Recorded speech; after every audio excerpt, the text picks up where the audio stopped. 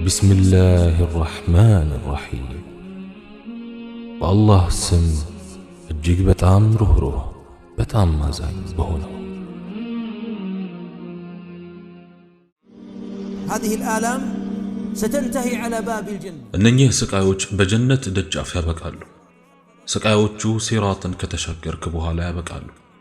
አንተ የተባረክ ሰው ሆይ ስቃይህ የሚያበቃው በባለ አጎበር አልጋዎች ላይ ተጋምደህ ስታርፍ ነው። ህመሙ የሚያበቃው መላእክቱ በየበሩ እየገቡ ሰላምታ ሲያቀርቡልህ ነው። ሰላም ለናንተ ይሁን፣ ይህም እንዳ በመታገሳችሁ ነው። የመጨረሻይቱም አገር ምን ታምር ይሏቸዋል። ህመሞቹ የታሉ?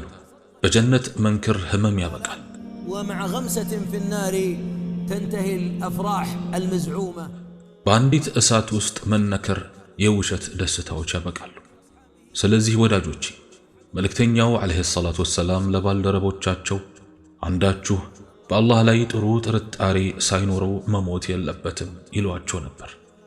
አላህ ሱብሓነሁ ወተዓላ ከምናስበው በላይ እንደሆነ ማሰብ አላህ ከምትገምተው በላይ ታላቅ ነው። ጥራት ይገባውና ሲለግስ አእምሮች በሚያስደምም መልኩ ይለግሳል። ከማትገምተው ሲሳይን ያመጣልሃል፣ ከማትገምተው እድልን ያጎናጽፋል። ኢብራሂም አለይሂ ሰላም እየተቀጣጠለ ወዳለና ወደሚለበልብ እሳት ሲወረወሩ ከአዛኙ ጌታ እንጂ ከማንም እርዳታን አልከጀሉ። አላህ ሱብሓነሁ ወተዓላ በቂያችን ነው፣ ምንኛ ያማረ መመኪያ። ከዚያም አላህ ሱብሓነሁ ወተዓላ እሳት ሆይ በኢብራሂም ላይ ቀዝቃዛ ሰላምም ሁኚ አለ። النار نار إبراهيم هي النار التي عندنا وتحرق ኢብራሂም አለይሂ ሰላም የተወረወሩበት እሳት አሁን የምናውቀው አይነት እሳት ነው። ኢብራሂምን ከእሳቱ ያዳናቸው ጌታ እርሱ ሕያው ራሱን ቻይ የሆነው አላህ ሱብሓነሁ ወተዓላ ነው። ስለዚህ ከአላህ ጋር ሁን። ኢብራሂም አለይሂ ሰላም ሃጀርንና ኢስማኤልን አለይሂም ሰላም አዝመራ በሌለው ሸለቆ ውስጥ አስቀመጧቸው። ውሃ አዕዋፋት በሌሉበት ደረቅ አየርና ተራራዎች ብቻ ባሉበት ቦታ ተዋቸው።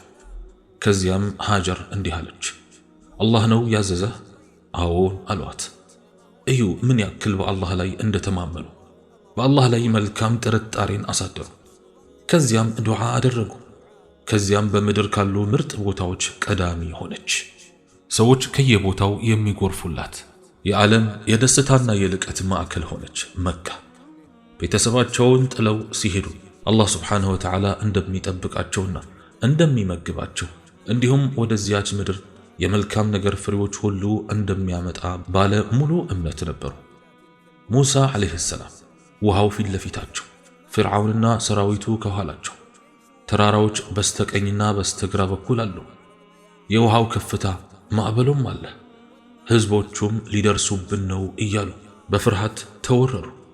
ነገር ግን በማን ነው የሚመሩት? ከፊት ሆኖ የሚመራቸው ማን ነው? በአላህ ላይ የተማመነ ሰው፣ ተስፋውን በአላህ ላይ የጣለ። በፍጹም አይደርሱብንም፣ አላህ ከኔ ጋር ነው አሉ። ባህሩን መታ አደረጉት፣ ከዚያም ለሁለት ተከፈለ። ይህ በአላህ ላይ መተማመን ነው። በአላህ ይሁንብኝ። አንድ ሰው ነቢያቶች በጌታቸው ላይ ያላቸውን ያክል በጌታው ቢተማመን ምንም በር አይዘጋበትም። ወላሂ በልቡ ጭንቀት አያልፍም። የምስጋና የደስታ የመተማመን እንባን እንጂ የቁጭት እንባን አያነባም። ነገር ግን በአንዳንድ የደከሙና በሐዘን ዳርቻ ላይ ቆመው ተደረሰብን እኮ የሚሉት ልቦች ከተውሂድ በመራቃቸው ነው። ሁሉንም ነገር አጣህ፣ ገንዘብ አጣህ፣ ጤና አጣህ። ወንድሜ አላህ እኮ ክፋትን አይፈጥርም። አላህ ሱብሓነሁ ወተዓላ በእያንዳንዱ መስጠትና መውሰድ ጥበብ አለው።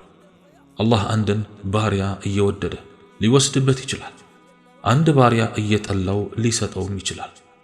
አላህ ሱብሓነሁ ወተዓላ መውሰዱ ልግስና ነው። አንዳንድ ሰው አላህ ሱብሓነሁ ወተዓላ አይኖቹን ሲወስድበት፣ ገንዘቡን ሲወስድበት፣ ልጆቹ ከሰውነቱ አካላት የተወሰኑት እግሮቹ ቢቆረጡ፣ ደሙ ቢፈስ የሚረበሻል። ነገር ግን በላጩ ተግባር በምስጋና ምላስን ማንቀሳቀስ ነው። ምክንያቱም አላህ ያያል፣ ንግግርህን ይሰማል፣ እንባህን ያያል። እርሱም ዘንድ ያለህን ቦታም ከፍ ያለ በመሆኑ በላ ያፈስብሃል። አንድ አማኝም የእምነቱን ያክል ይፈተናል። ሙእሚን እምነቱ ጠንካራ ከሆነ በሱ ላይ የሚወርደው ፈተናም ከበድ ይላል። ለምን? ምክንያቱም የአላህ ወዳጆች የአላህ ወልዮች ዱንያ ስጦታቸውና መኖሪያቸው እንድትሆን አላህ ሱብሓነሁ ወተዓላ አልወደደም። ለዚህም ነው ሙሐመድ ሰለላሁ ዐለይሂ ወሰለም ከዱንያ አበባዎች ምንም አልተሰጡም። እቤታቸው 2.5 በ3.5 ሜትር ነው። እቤታቸው እንደ ማንኛውም ሰው ቤት ነው፣ እንዲያውም ያንሳል። ለምን የኡሑድን ተራራን የሚያክል ወርቅ አልሰጣቸው? ለምን የጽዳታቸውን ያክል ወርቅ አልሰጣቸው? ምክንያቱም አላህ ሱብሓነሁ ወተዓላ ወደዳቸው። አላህም ሱብሓነሁ ወተዓላ አንድን ባሪያ ከወደደ ሽልማቱ አኺራዊ ምንዳን ያደርግለታል። ምክንያቱም ዱንያ አላቂ ነችና። ዱንያ አላቂ ነች። አንተ በስቃይ ውስጥ ያለው አዋቂ ከሆነው ጌታ ፊት ስለሆንክ አደብ አድርግ። የወሰደብህ ስለሚወድህ ሊሆን ይችላልና እንዴት በሚወድህ ጌታ ላይ ትበሳጫለህ? ትክክለኛ አማኝ እኮ አላህ ሱብሓነሁ ወተዓላ የሆነ ነገር ሲወስድበት ድምፁን መስማት ስለፈለገ እንደሆነ አድርጎ ያስባል። መልካም አሳቢ ማለት የተወሰደበት ነገር ለበጎ እንደሆነ ያምናል። አላህ የፈቀደው እንደሆነ ያምናል። አላህ የሻው እንደሆነ ያስባል። ፈራጁ እሱ እንደሆነ ያስባል። አላህ አንዴ የወሰነ እንደሆነ ወስኗል። ስለዚህ ምን አስጨነቀ? አንዳንዶቻችን ከቀደር ጋር አንስማማም። እንዲህ ባደርግ ኖሮ እንዲህ ባልሆነ ነበር እያለ ይበሳጫል። ፍሬን ቢይዝ ኖሮ አደጋ ባልፈጠርኩ ነበር፣ እጅን ባልዘረጋባት ኖሮ ፍቺ ባልተፈጠረ ነበር፣ በእንዲህ መልኩ ብነግድ ኖሮ ባልደህየሁ ነበር፣ ቢሆን ኖሮ። ይህ ሸይጣናዊ ስልት ነው። ይህ የሸይጣን በሮች መክፈቻ ቁልፍ ነው። ማለት ያለብህ የአላህ ውሳኔ ሆነ፣ የሻውም ፈጸመ። ቀደረ አላህ ወማ ሻአ ፈዓል። አንዳንዱ እግሩ መቆረጡን፣ ልጁ መሞቱን፣ ከሥራ መባረሩን፣ ከትዳር መፋታቱን፣ ገንዘቡ መበተኑን፣ አይኑ መጥፋቱን፣ በስኳር በሽታ መያዙን፣ የደም ግፊቱን፣ ኮሌስትሮሉ፣ ስትሮኩን፣ አካላዊ ድክመቱን ይጠላል። ነገር ግን አላህ ሱብሓነሁ ወተዓላ የገይብ ወይም ሚስጥራዊ መዝገብን ገልጦ ቢያሳየህ ወላሂ አላህ የመረጠልህን እንጂ የራስህን አትመርጥም ነበር። ወላሂ አላህ የመረጠልህን እንጂ ሌላን ባልመረጥክ ነበር። ምክንያቱም ጥበበኛው እሱ ነው፣ አዋቂው እሱ ነው፣ አዛኙ ሩህሩሁ እሱ ነው። ስለዚህ አትጨናነቅ። አንተ የአላህ ባሪያ ሆይ አትጨናነቅ። አንድ ሰው ከዓለማችን ትላልቅ ሰው ለመሆን ከጥበበኞች አንዱ ለመሆን ጥሩ አሳቢ ሊሆን ይገባል። ጥበብ በጥሩ እሳቦት ሜዳ ላይ ይበቅላልና ጥሩ አሳቢ ያልሆነ ደግሞ ጠፍቶ ሰውን ያጠፋል።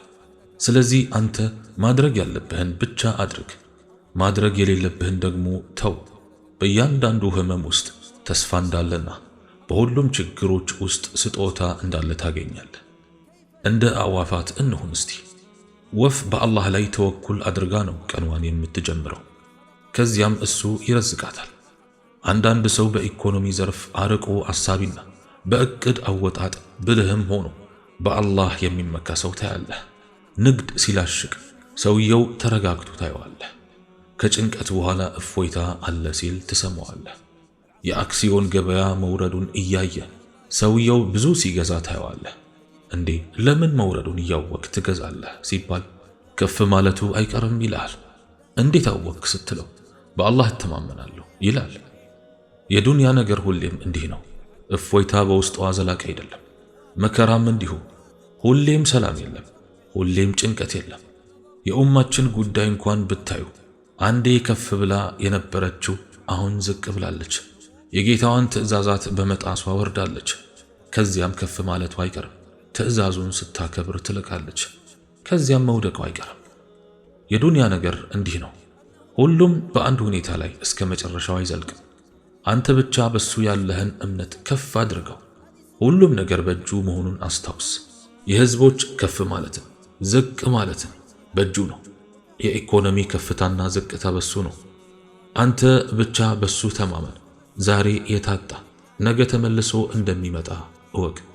ዛሬ የታጣ ነገ ይመለሳል፣ ይበልጥ አምሮም ይመጣል። ለምን ካልክ ምክንያቱም በሰው ሳይሆን በአላህ እተማመናለሁና ኢማንም በልቤ ውስጥ እስካለም ሀብታም ነኝ። አንተ አላህ ባሪያ፣ አንተ ፈተናው የረዘመብህ ሆይ ምናልባት የፈተናህ መርዘሙ በጀነት ለሚገጥምህ የደረጃ ከፍታ ትዕግስት የሚያስፈልገው በመሆኑ ሊሆን ይችላል። በመሆኑም ታገስ። አላህ ስብሓንሁ ወተዓላ ለመልእክተኛው ዓለይሂ ሰላቱ ወሰላም እንዲህ አላቸው፣ ከመልእክተኞችም የቆራጥነት ባለቤቶች የሆኑት እንደ ታገሱ ሁሉ ታገስ። እንዲህም አለ፣ በጊዜያቱ እምላለሁ ሰው ሁሉ በርግጥ በኪሳራ ውስጥ ነው። እነዚያ ያመኑትና መልካሞችን የሰሩት በእውነትም አደራ የተባባሉት በመታገስም አደራ የተባባሉት ብቻ ሲቀሩ።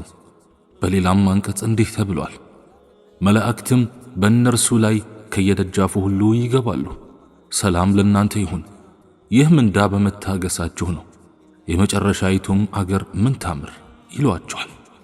ስለዚህ አንተ የአላህ ባሪያ ሆይ በዚህች ምድር ፈተና የሌለበት ነገር እንደሌለ እወቅ። ከዚያም የአላህ ፈረጃ እስኪመጣልህ ድረስ በምታደርገው ትዕግስት ትመነዳለህ። በአላህ ይሁንብኝ፣ አላህ ስብሓንሁ ወተዓላ ለሁሉም ቅርብ ነው። ከመገለጫ ባህሪያቱ ቅርብ መሆኑ ነው። የጉንዳን ኮቴ እንኳን የሚያይ ከራስህ ጋር የምታደርገው የውስጥ ንግግር ሰሚ የሆነ ጌታ ነው። ሰውንም ነፍሱ በሐሳቡ የምታጫውተውን የምናውቅ ስንሆን በርግጥ ፈጠር ነው ይላል ቁርአኑ። ስለዚህ በልብህ ዱዓ ብታጉተመትም አይሰማኝም ብለህ ታስባለህ? ቀረቤታው አይሰማህም? ቀረቤታው ሲሰማህ እኮ ወላሂ ቀልብህ ይረጋጋል። አንተ አንዳንዴ የውስጥህን ለማስረዳት ትጥርና ለማለት የፈለግኩት ገብቶሃል ወይ ሸይኽ ብለህ እንደገና ትጠይቃለህ። አላህ ስብሓንሁ ወተዓላ ግን የውስጥህን ሳትናገር የሚያውቅ የሆነ ጌታ ነው። በመሆኑም ልብህ ይረጋጋ። አንተ ጭንቀት የዋጠህ ሰው ሆይ ቀልብህ ውስጥ ባለው ጭንቀት ምክንያት አላህን በምታወሳ ጊዜ እንባህ ጠብ ሊል ይችላል። ይህች እንባ ከፍራቻው ከሆነች ምንኛ ታድልሃል። አንዳንዱም የበላእ መዓት ካልወረደበት ቀጥ የማይል ሰው አለ። ስለዚህ አንተ ተጨናቂው ሰው ከአላህ ዘንድ በሆነ ፈረጃ አብሽር። ቅድሚያ ግን አላህን ማወቅ ይኖርብሃል። ካንተ ውጭ በእውነት ሊመለክ የሚገባ አምላክ የለም። ጥራት ይገባ። ከበደለኞች ነኝ። ይህንን ዱዓ ባይሉ ኑሮ ዩኑስ ዓለይሂ ሰላም በአሳ ነባሪው ሆድ ውስጥ እያሉ በጭንቀት ሊሞቱ ይችሉ ነበር። ጭንቀት የበሽታ ምንጭ ነው። ልክ እንደ ስኳር፣ የደም ግፊት፣ ስትሮክ፣ የልብ በሽታዎች። ስለዚህ ይህ የብዙ በሽታ መንስኤ የሆነው ጭንቀት ለማስወገድ ብቸኛ መፍትሄ እጆችን ወደ አላህ መዘርጋት ነው። ከዚያም ጭንቁን ወደ ደስታ ይቀይረዋል። ሐዘኑንም አስወግዶ ልብህን ያረጋገዋል። ነገር ግን አላህን በደስታህ ጊዜ ታውቀዋለህን? በደስታው ጊዜ አላህን ያስታወሰ በጭንቁ ጊዜ አላህ ያስታውሰዋል። ስለዚህም ነው ዩኑስ ዓለይሂ ሰላም ከአጥሪዎች ባይሆኑ ኖሮ እዛው የዓሣ ነባሪ ሆድ ውስጥ በቀሩ ነበር። በላእ ደርሶባቸው ማጥራታቸውን አላቆሙ። ለቅጽበት እንኳን ተስፋ ስለመቁረጥ አላሰቡም ዩኑስ ዓለይሂ ሰላም። ምክንያቱም አላህን ስብሓንሁ ወተዓላ ያውቁታልና። አንዳንዱ በላእ የደረሰበት ሰው ዱዓ አድርግ ስትለው እረ ስንት ያድርግ ያለው ይላል። ቁርአኑንም ሞክረን ፋይዳ የለውም ይላል።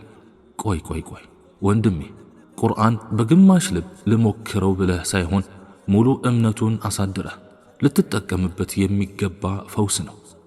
አሁንም ብሶቱን ይቀጥላል። ሐኪም ጋር ሄድኩኝ፣ እዚህም እዚያም ሞከርኩኝ፣ ግን ምንም መድኃኒት አልተገኘም ይላል።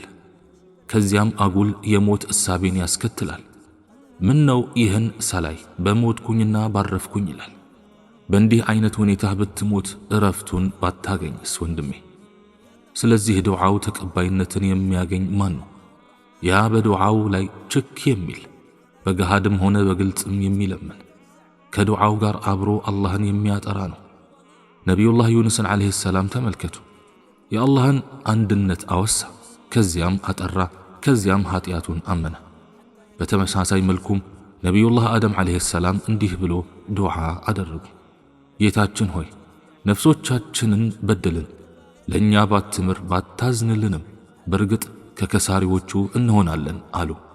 ጥፋትን ማመን ምንኛ ያምራል። አንተ ሙስሊም ሆይ ጥፋትህን እመን።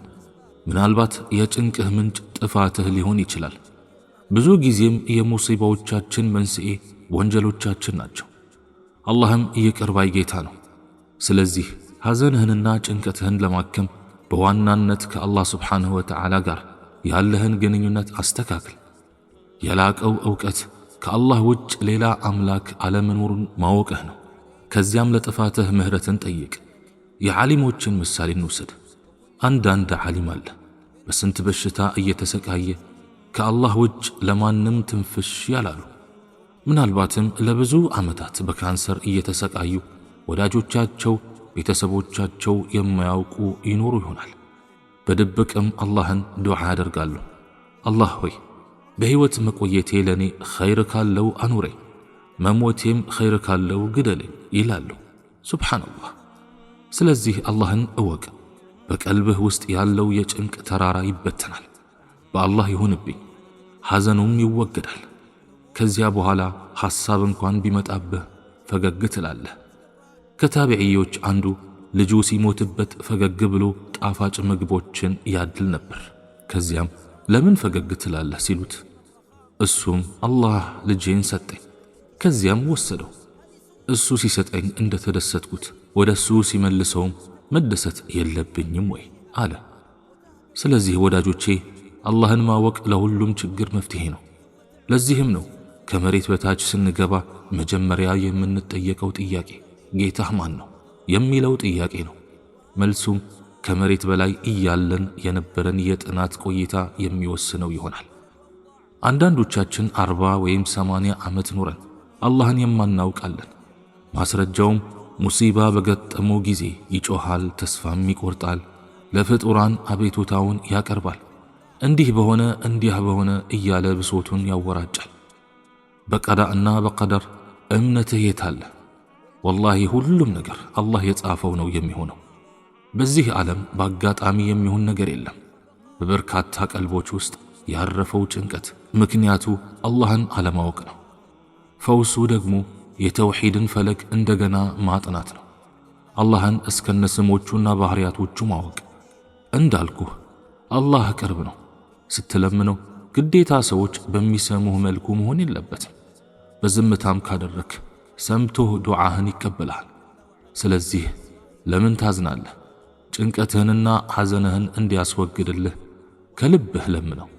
ቁርአኑንም እንዲህ ይላል፣ ወይም ያ ችግረኛን በለመነው ጊዜ የሚቀበል መከራንም የሚያስወግድ በምድርም ላይ ምትኮች የሚያደርጋችሁ ይበልጣልን? ወይንስ የሚያጋሩት ከአላህ ጋር ሌላ አምላክ አለን? ጥቂትንም አትገሰጹ።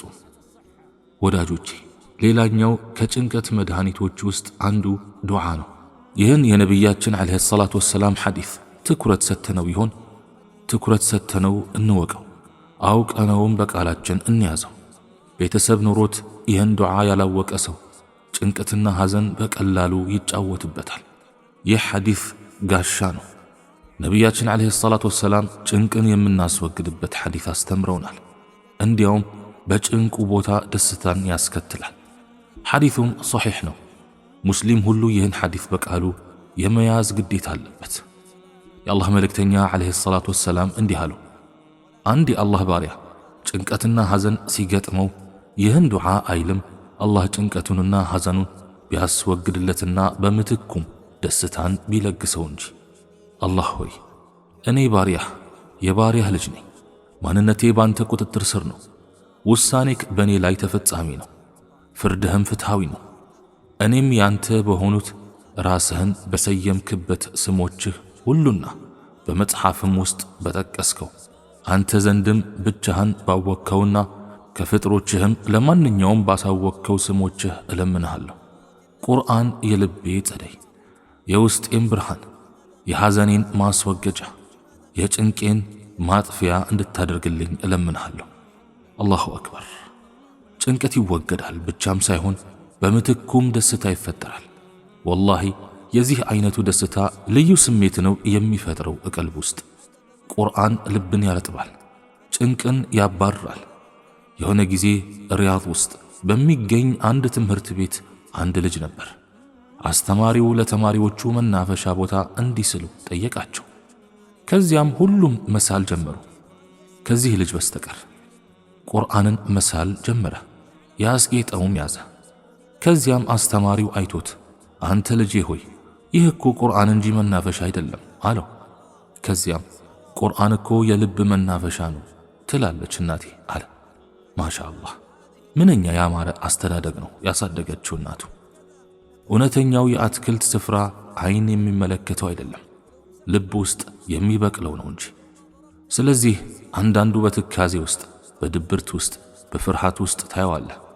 አንዳንዱም ደግሞ ፈገግ ብሎ ተረጋግቶ ነፍሱ ሰክና ታየዋለህ። ሌሎቹ አለቀልን፣ ተስፋ ቆረጥን ይላሉ። ይህ ሰው ሲቀር አብሽሩ ይላል። በአላህ ይሁንብኝ አላህን ስለሚያውቅ ነው። ስለዚህ ዱዓ ከዋነኛ መፍትሄዎች አንዱ ነው። ይህን ሐዲስ ከልብ አስተውለውማ ነቢዩ ዓለይሂ ሰላቱ ወሰላም ለዓኢሻ ረዲየላሁ ዐንሃ እንዲህ አሏት፣ በጭንቅ ጊዜ የምትያቸውን ቃላት ላስተምርሽ? አዎን አንቱ የአላህ መልእክተኛ ሆይ አለቻቸው። አላህ አላህ ጌታዬ ነው፣ በሱ ምንም አላጋራም በይ። በሌላም ዘገባ ነቢዩ ዓለይሂ ሰላቱ ወሰላም እንዲህ አሉ፣ ልብ በሚደነግጥ ጊዜ የሚያረጋጋ ቃል ላስተምርሽ? እጅሽ ደረትሽ ላይ አድርገሽ አላህ አላህ ጌታዬ ነው፣ በሱ ምንም አላጋራም በይ አሏት።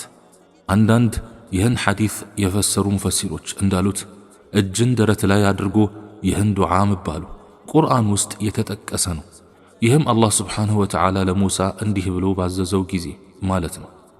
ክንፍህንም ከፍርሃት ለመዳን ወደ አንተ አጣብቅ፣ በፈራ ጊዜ በደነገጠ ጊዜ ቀልቡ ይረጋጋ ዘንድ እጁን ደረቱ ላይ አደረገ። እነሱም እነዚያ ያመኑ ልቦቻቸውም አላህን በማውሳት የሚረኩ ናቸው። ንቁ፣ አላህን በማውሳት ልቦች ይረካሉ ይላል ቁርአኑ። ስለዚህ ዱዓ ከዋናዎቹ መፍትሄዎች አንዱ በመሆኑና ዱንያ ውስጥ እስካለን ብዙ ፈተናዎች ስለሚገጥሙን ዱዓዎቹን ራሳችንንና ልጆቻችንን ማስተማር ይኖርብናል። ከመፍትሄዎቹ ሌላኛው መፍትሄ ደግሞ ጭንቁ ወይም ሐሳቡ አንድ ብቻ አድርገው። እንዴት ከተባለ ለምሳሌ አንዱን ምንድነው ያሳሰበህ ብትለው የልጆቼ መጪ ህይወት ጥሩ እንዲሆን እፈልጋለሁ፣ መርካቶ ውስጥ መሬት መግዛት እፈልጋለሁ፣ ልጆቼን መዳር እፈልጋለሁ፣ መኪና መግዛት እፈልጋለሁ፣ ባለ 4 መኝታ ቤት መግዛት እፈልጋለሁ እያለ ሳያስበው ወደ ማልቀስ ይንደረደራል። አላህ ይዘንልህና ይህ ሁሉ በማን እጅ ነው? በአላህ እጅ አይደለም? እነኚህ የተበታተኑት ጭንቀቶች አንድ አድርጋቸው፣ እሱም የአኺራ ጭንቀት። ጭንቁ አኺራ ብቻ ያደረገ ሰው አላህ ከዱንያ ጭንቀቶች ይገላግለዋል። ወላሂ ሐዘን ውስጥ የሰመጥ ነው፣ በጭንቀት የተዋጥ ነው ዱንያ ትልቁ ሐሳባችን ስላደረግናት ነው። ልጆቼ አሳሰቡኝ እኮ፣ ልጆቼ አላደጉልኝም እኮ፣ ደሞዜ አልበቃኝም፣ ቶሎ ጡረታ መውጣት ፈልጋለሁ፣ ልጆቼ ገንዘቤ አይበቃቸው እያለ ያጉረመርማል። ወንድሜ ለጋሱ እኮ አላህ እንጂ አንተ አይደለህም። እሱን አስደስት እንጂ እጥፍ ድርብ አድርጎ ያስደስታል፣ ይረዝቃል። ለዚህም ነቢዩ ዓለይሂ ሰላቱ ወሰላም እንዲህ አሉ፣ ዱንያ የዘወትር ሐሳቡ የሆነ አላህ ሐሳቡን ይበታትንበታል፣ ድህነትንም በሁለቱም አይኖቹ መሃል ያደርገዋል። ምንም ያህል ቢለፋ ከዱንያ የሚያገኘው አላህ ከከተበለት ውጪ አይደለም። አኺራ የዘወትር ሐሳቡ የሆነ አላህ ጉዳዩን ሰብሰብ አድርጎለት ያረጋገዋል። መብቃቃቱን ሀብቱን ልብ ውስጥ ይሞላለታል። ለዱንያም ምንም አይነት ስጋት ልብ ውስጥ አይገባም። ዱንያም አፍንጫዋ መሬት ላይ እየጎተተች በግዷ እርሱ ስር ትሮጣለች። ስለዚህ ሐሳብህ ሁሉ አኺራ ይሁን። አላህ ከዱንያ ጭንቅ ያብቃቃሃል። አንዳንዶቻችን የሥራ ሰዓት እንዳያልፈን ጠዋት አላርም እናደርጋለን፣ ለሱብሒ ሰላት ግን አንጨነቅም። ይህ ሞት ነውና አላህ ጽናቱን ይስጥህ እንድልህ ፍቀድልኝ። አንተ ለሪዝቅህ በጠዋት ተነሳ፣ ሪዝቁን የለገሰህ ግን ዘነጋኸው። ለፍጡር በጊዜ አነጋህ፣ ፈጣሪህን ግን ዘነጋኸው። በዱንያ ውስጥ መስራት መልፋት፣ ከላብህን ጥብጣቢ መብላትህ መልካም ነው። ነገር ግን የአላህን ሐቅ መጠበቅ አለብህ። ስለዚህ ሞባይልና ላፕቶፕ ፎርማት እንደሚደረገው ቀልብህን ፎርማት አድርገው። ከጌታህ ጋር ያለህን ግንኙነት አሳምረው። ከመፍትሄዎቹ ሌላኛው መፍትሄ ደግሞ በሰላት ከአላህ ጋር መደዋወልን ማብዛት። አንድ ሰው በደወልክለት ቁጥር የፈለግከውን እሰጥሃለሁ ቢልህ መደወሉን ሳይሰለችህ ታከታትለዋለህ አይደል? ታዲያ ምን ነው አላህ ስብሓንሁ ወተዓላ እድሉን ሰጥቶን ሳለ መጠቀሙን ተሳነ?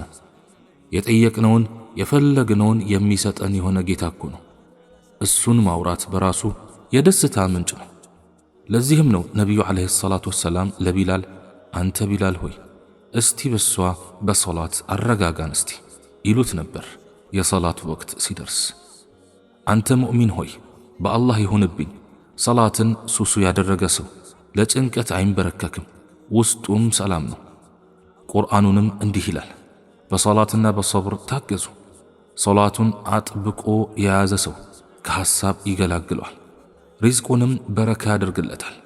ሰላት መስገድ ሲባል ዝም ብሎ መውረድ መነሳት ማለት አይደለም።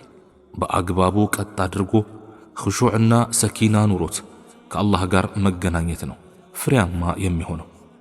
ሁሉም የአምልኮ ተግባራት መሬት ነው የተደነገጉት ሰላት ሲቀር። ነቢዩ ዓለይሂ ሰላቱ ወሰላም ወደ ሰማይ ባደረጉት የሚዕራጅ ጉዞ ወቅት ነበር የተደነገገው። ይህም በጣም ወሳኝ መሆኑን ነው የሚያሳየው። ሰው በኹሹዕ ሲሰግድ ነፍሱ በሰኪና የደስታ ሰማይ ታካልላለች። በአንዲት ስጁድ የሚረግፈው የጭንቀት ቃላት ሰሚውና አዛኙ ጌታ ሰምቶ በፍጹም ባዶ እጁን አይመልሰው። ከመፍትሄዎቹ ሌላኛው መፍትሄ ደግሞ በቀዷእና በቀደር ማመን ነው። የደረሰብህን ሙሲባ ሊያጠፋህ አልተከሰተም አንተ ራስህን ካልጎዳህ በስተቀር። ሁሉም ነገር ለጥበብ ነው የሚከሰተው። በበሽታ ብትፈተን ለጥበብ ነው።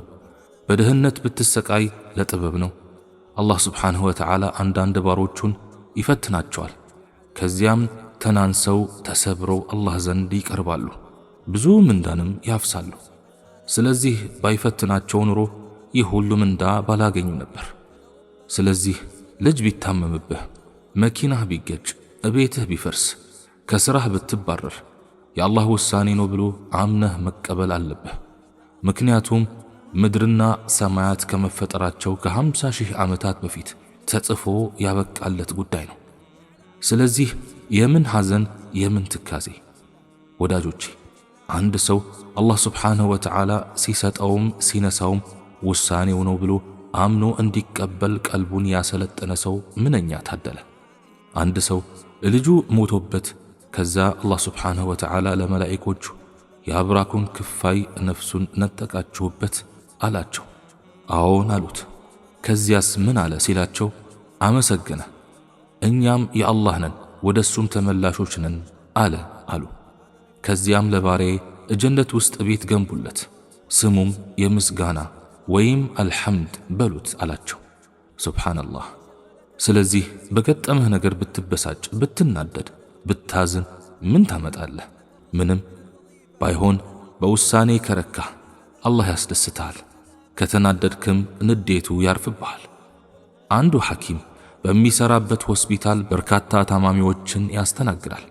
አንዱ ታማሚ ሙሉ ምርመራ ካደረገለት በኋላ ውጤቱ የከፋ በመሆኑ ለመናገር ፈራ። ከዚያም ታማሚው የሐኪሙን ፍርሃት ከፊቱ ላይ አንብቦ ዶክተር ምንም ይሁን ምን ውጤቱን ሳትፈራ ንገረኝ አለው። ከዚያም ካንሰር ነው አልኩት አለ። አልሐምዱሊላህ አለ። ለአላህ ምስጋና ይገባው። ሱብሓነላህ። አንዳንዱ ደግሞ ገና ጥርስህ መውለቅ አለበት ስትለው ነፍሱ የምትወጣ ያክል ይርበተበታል። ሰዎች የአላህን ውሳኔ የሚቀበሉበት አቀባበል ይለያል። ምክንያቱ ደግሞ ይህ አላህን ያውቃል፣ ያ ደግሞ አላህን በቅጡ አያውቅም። ከመፍትሄዎቹ ሌላኛው መፍትሄ ደግሞ ከአላህ ጋር መገለል። ስለ ሰላት አወራን። አሁን ደግሞ ይበልጥ ጠለቅ ብለን ከአላህ ጋር መገለል ያስፈልገናል። ከፍጡራን ጋር ተቀምጠን ቀልባችንን ጭንቀት ሞሉት። በተሰጡን ጸጋዎች ተመቀኙን። ዋትሳፕ፣ ትዊተር፣ ፌስቡክ ሁሉ የማህበራዊ ሚዲያዎችን ተመለከትን። ከጭንቀት ውጭ ምንም አልጨመሩልንም። እስቲ ወንድሜ ከፍጡራኑ ራቅና ሰላትን በወቅቱ ሰግደህ ከአላህ ጋር ገለል በል።